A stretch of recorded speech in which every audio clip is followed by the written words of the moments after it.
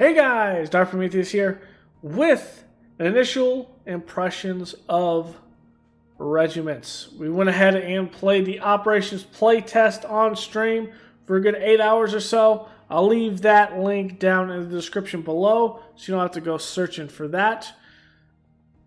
But without further ado, let's cut into this one.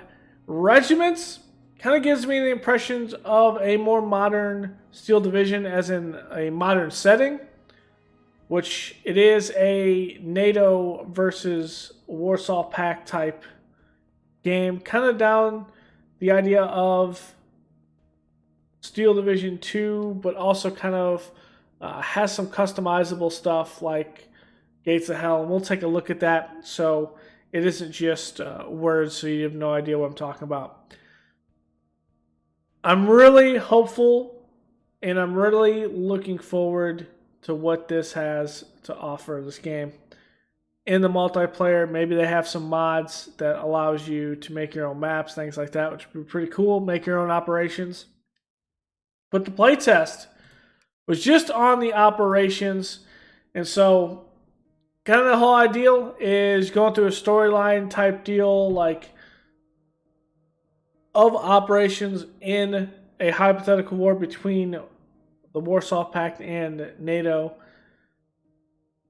And the biggest thing with this is that sticks out is you have units. So this kind of reminds me of Steel Division 2. However, the customization that comes with your division is what really definitely took me. So you have the 40th Motorized Rifle Regiment BMP equipped, and our parent unit is the 7th Guards Tank Division. So remember that when we look at the actual map. So the cool stuff, the operations have 3 maps essentially, with varying between 6 to 8 points at least. So kind of your mission, and you have your template for your original unit. So this is the 7th tanks or 7th Guards Tank Division here. What really grasped me in this is the customization from here. So instead of it being like customizing or drilling down into one nation, like in some games, maybe your parent unit is American or German or Soviet, but that you'd only be able to customize from those factions.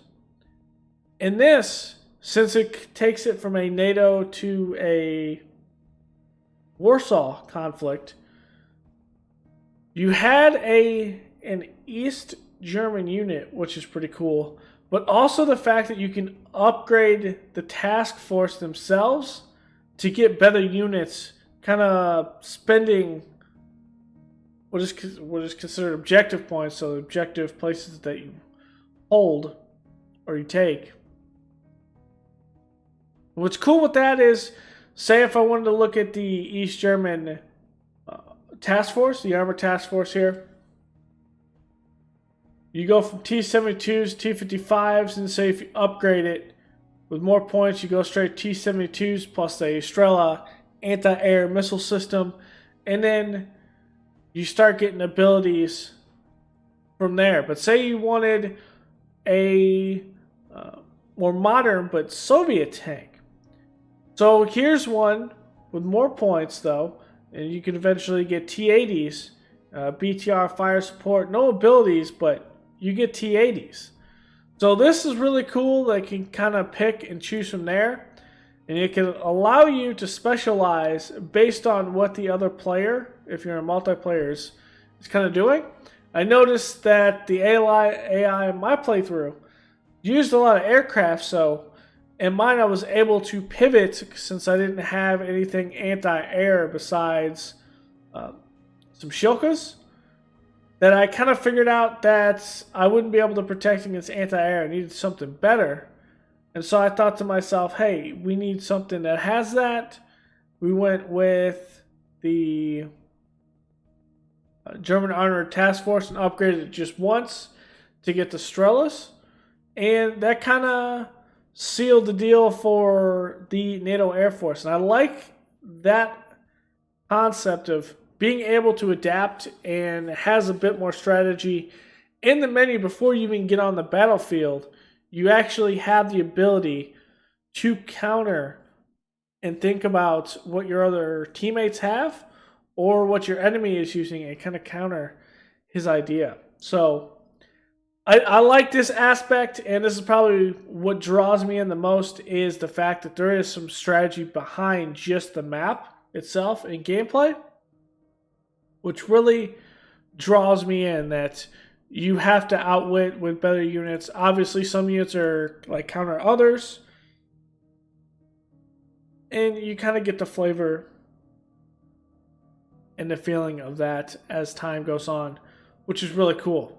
So that will be it for the initial impressions. This is definitely on my radar and probably one of my top anticipated games for 2022 at this point. I really enjoyed it.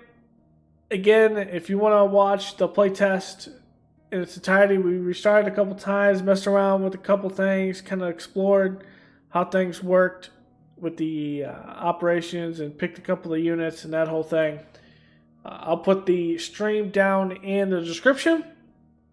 Otherwise, go head over to Steam if you want to play it yourself and check it out.